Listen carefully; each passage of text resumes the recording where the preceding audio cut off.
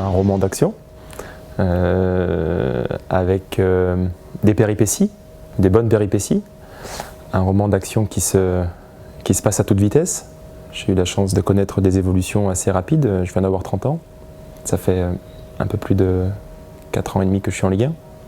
Donc ça va vite. La première page de ce roman, c'est mon premier coup de sifflet à l'âge de 13 ans. Je m'en souviens comme si c'était hier, entouré de mes parents, entouré de mes grands-parents, avec beaucoup d'impatience, de doute, d'excitation. Et c'était à Divonne-les-Bains et je m'en souviens comme si c'était hier. L'espace de 90 minutes, de pouvoir diriger un match, de pouvoir siffler, commander pendant 90 minutes, c'était plutôt sympa. Celles qui m'ont marqué le plus, c'est une finale de Gambardella, Sedan contre Bordeaux. C'était 2013. C'est la première fois que j'allais au Stade de France devant ma famille, mes parents, mes grands-parents. C'était il y a presque 10 ans. Donc ça a été vite, mais ça reste l'un des plus beaux souvenirs. En tout cas, ça a marqué une grande partie de ma jeunesse. Et puis la deuxième plus belle page, c'est le premier match en Ligue 1. Le premier match en Ligue 1, je m'en souviens, c'était Lille contre Rennes, saison 2017-2018. On pense à toutes les personnes qui nous ont entourés, on pense à toutes les personnes qui sont fières de nous, qui nous ont aidés. Si la question c'est comment on peut imaginer d'arriver au niveau à l'âge de 13 ans, je crois qu'on ne l'imagine pas. Quand on arrive à 13 ans dans l'arbitrage, on ne s'attend pas du tout à cela. Quand on met ses premiers coups de sifflet, alors moi j'ai été piqué immédiatement et j'ai adoré ça tout de suite. D'avoir cette responsabilité, de prendre des décisions, d'être au centre des débats et de comprendre que sans l'arbitre, il est difficile de mener un match à son terme. Et puis la difficulté de la tâche aussi, tout ça a fait que ça m'a immédiatement plu. Je crois qu'il n'y en a pas qu'un. Je pense qu'il y a une volonté de justesse et de justice qui habite tous les arbitres. Je crois qu'on ne peut pas faire ce métier si on n'a pas cette envie de rendre et de poser les actions justes chevillées au corps. Ça, c'est le premier point. Et je pense également que un des ressorts, c'est la capacité de résilience. La vie d'un arbitre, comme la vie de tout athlète de haut niveau, c'est pas un long fleuve tranquille. C'est pas un roman paisible et tranquille, donc il faut être en capacité de se remettre en question, de se mettre des coups de pied au derrière, d'avoir des gens qui nous entourent, qui nous parlent vrai et qui nous parlent parfois cru, pour se remettre en question, pour corriger, rectifier et puis pour s'améliorer. Parce que jusqu'au dernier coup de sifflet, j'en suis convaincu, on vivra des nouvelles choses et on devra faire face à des situations d'inconnu, parce que l'arbitre fait face à l'inconnu en permanence.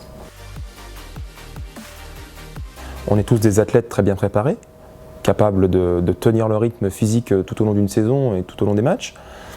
Je crois qu'il y a un énorme point commun entre tous les arbitres, c'est cette capacité d'adaptation en permanence. C'est cette capacité également à trouver nos équilibres respectifs dans nos vies de tous les jours. Parce qu'on est très souvent, on partage, ça c'est quelque chose qu'on partage, on est très souvent loin de nos familles, loin de nos femmes, de nos enfants.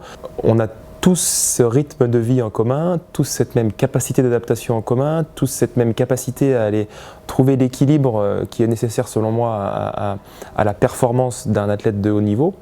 Ça, c'est des points communs que l'on a, oui. Oh oui, très bien. Ouais, très très bien.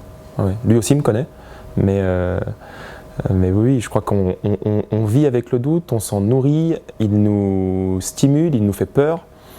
Mais si on cherche à l'éviter, à le camoufler ou à le